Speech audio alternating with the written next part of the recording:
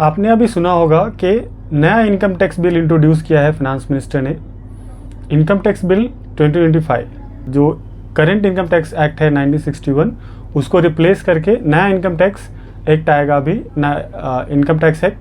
2025। अब कहीं पे भी देखेंगे, either from social media, news channels, newspapers, सब में आपको ये न्यूज़ देखने को मिलेगा कि नया इनकम टैक्स बिल आ रहा है। बट क्या ये नया इनकम टैक्स बिल, नया इनकम टैक्स एक्ट आने से जो नॉर्मल टैक्स पेयर्स है, नॉर्मल पर्सन है, चाहे वो सैलरीड पर्सन है, बिजनेस ओनर है, कोई कॉरपोरेट है, तो इससे जो नया इनकम टैक्स बिल आएगा उससे नॉर्मल पर्सन को, नॉर्मल टैक्स पेयर्स को कोई बेनिफिट है या फिर नहीं है? क्या कोई सैलरीड पर्सन है तो उनको टैक्स कम भरना पड़ेगा, उनको रिटर्न नहीं भरना पड़ेगा? कोई कॉरपोरेट्स है तो उसके फाइलिंग्स कम हो जाएंगे, पेपर वर्क कम हो जाएगा, या उनको टैक्स कम करने पड़ेंगे? तो बेसिकली जो इनकम टैक्स बिल अभी इंट्रोड्यूस हुआ है, जो आज पार्लियामेंट के अंदर फाइनेंस मिनिस्टर ने प्रेजेंट किया एंड ये अप्रूव भी हो गया है, तो अभी जो हमारा इनकम टैक्स एक्ट होगा 2025 और जो बिल के अंदर प्रोविजंस दिए गए हैं, उसमें कोई भी ऐसा चेंजेस नहीं किया गया है जिसमें आइदर आपका टैक्स सेविंग हो रहा हो या आपका कोई फाइलिंग का वर्कलोड कम हो रहा हो। होगा क्या ये नए इनकम टैक्स बिल से, जो नया इनकम टैक्स एक्ट अभी इम्प्लीमेंट होएगा, उससे ये होगा कि अगर आप सैलरीड पर्सन हैं या फिर बिजनेस ओनर्स है, कोई बिजनेस, छोटा मोटा बिजनेस रन करते हैं, या फिर बड़े कॉरपोरेट्स है, बट वो फिनांस फील्ड से नहीं है,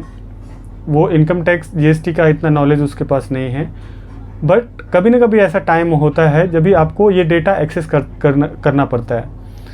गूगल पे अभी सारे इन्फॉर्मेशंस अवेलेबल होते हैं, चाहे वो गूगल हो या फिर यूट्यूब हो। तो लेट से अगर कोई सैलरीड पर्सन है और वो अपना इनकम टैक्स रिटर्न खुद से फाइल करना चाह रहा है, क्योंकि सैलरीड पर्सन के लिए इतना कॉम्प्लिकेटेड आईटीआर वैसे भी नहीं होते हैं, पहले भी नहीं होते थे, और जो नया बिल आया है उसके अंदर भी वो सेम फॉर्म्स ही दिए हुए हैं। तो उनके लिए क्या बेनिफिट होगा कि लेट से अगर कोई सैलरीड पर्सन है और वो अपना इनकम टैक्स रिटर्न खुद से फाइल करना चाहता है इनकम टैक्स पे, ड्यूरिंग द फाइलिंग प्रोसेस उनको कोई सेक्शन दिखा, प्रोविज़न वहाँ पे फॉर्म्स के अंदर कोट किया हुआ दिख रहा है कि ये प्रोविजंस में आप फॉल कर रहे हैं या फिर ये प्रोविजंस के अंदर आप फॉल कर रहे हैं, वो खुद से पर्सन गूगल कर सकता है, इवन वो फिनांस फील्ड से नहीं है, और वो इन्फॉर्मेशन देख सकता है कि हाँ इनकम टैक्स एक्ट क्या बोलता है। अभी फ़ायदा क्या होगा वो इंडिविजुअल पर्सन को,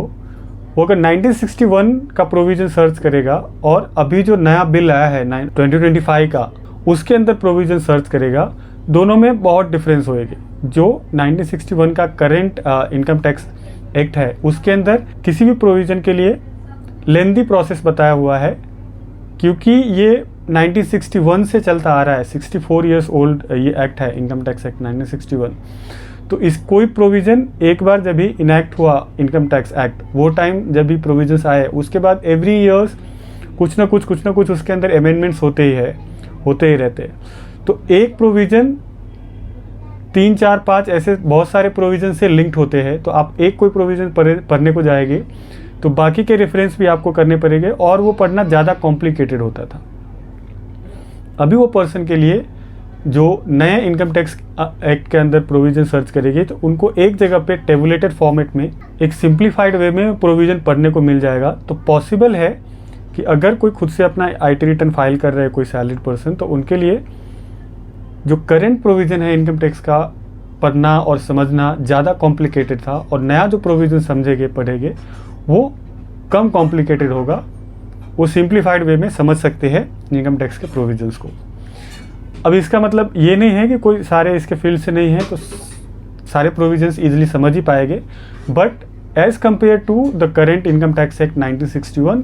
कंपेरेटिवली वो ज़्यादा ईजियर रहेगा नए इनकम टैक्स को समझना। रही बात इनकम टैक्स लायबिलिटी की या फिर कुछ वर्कलोड कम होने की, तो ऐसा कोई भी चेंजेस प्रपोज नहीं किया गया है नए बिल्स के अंदर। जो यूनियन बजट 2025 के अंदर प्रपोजल्स लाए गए थे कि अप टू 12 लाख तक का कोई इनकम नहीं है, या फिर जो भी टैक्स स्लैब वहाँ पे चेंज किए गए थे, वो सारे चीज़ें यहाँ पे इनकॉर्पोरेट की गई है नए इनकम टैक्स बिल के अंदर। तो ये सारे प्रोविजंस ही कंटिन्यू रहेंगे। नया जो बिल है, नया बिल जो लाया गया है, उसका मेन पर्पस यही है कि जो प्रोविजंस है इनकम टैक्स एक्ट के अंदर, कि सिंप्लीफाइड वे में समझने के लिए नया इनकम टैक्स बिल लाया गया है, जिसके अंदर प्रोविजंस इजी टू अंडरस्टैंड वे में प्रोविजंस लिखे गए हैं। मोस्टली जो प्रोविजंस है नए इनकम टैक्स बिल के अंदर वो टेबल फॉर्मेट में दिए गए हैं ताकि समझने में आसानी हो। अगर पेजेस की अगर हम बात करें, जो करेंट इनकम टैक्स एक्ट है उसके अंदर मोर देन 800 पेजेस का यह एक्ट है, जो कि नया इनकम टैक्स बिल जो अभी आया है, इंट्रोड्यूस हुआ है, उसके अंदर 622 पेजेस है। अभी वो more than 800 pages and 622 pages है, इतने डिफरेंसेस हो गए 200 पेजेस का। तो इसका क्या मतलब कि कुछ प्रोविजंस जो इनकम टैक्स के हैं वो हटा दिए गए हैं, वो अभी फॉलो नहीं करने पड़ेगा इनकम टैक्स के अंदर। तो ऐसा कुछ भी नहीं है। जितने प्रोविजंस मोर देन 800 पेजेस में लिखे गए थे, उतने ही प्रोविजन 600 पेजेस में, 622 पेजेस में अभी लिखे गए हैं। प्रोविजन कोई भी चेंज नहीं हुआ है। जो प्रोविजंस पहले था वो प्रोविजंस अभी भी है। सिर्फ वो जो इन्फॉर्मेशन है प्रोविजंस है उसको एक सिंप्लीफाइड वे में प्रेजेंट किया गया है, जिसकी वजह से एंड टेबल फॉर्मेट में प्रेजेंट किया गया है, जिसकी वजह से जो नंबर ऑफ पेजेस है और लेंथ ऑफ द एक्ट है वो कम हो गया है। यही फ़र्क है नया इनकम टैक्स बिल इंट्रोड्यूस होने का। तो अगर हम नॉर्मल टैक्स पेयर के फ़ायदे की बात करें ये न्यू इनकम टैक्स बिल से, तो हाँ फ़ायदा है, क्योंकि वो अभी अगर खुद से कुछ समझना चाहे, कोई प्रोविज़न देखना चाहे तो ईजिली वो समझ सकते हैं, क्योंकि सारे इन्फॉर्मेशन अभी अवेलेबल होती है। CBDT के वेबसाइट पे अगर आप जाएंगे तो आप पूरा का पूरा इनकम टैक्स एक्ट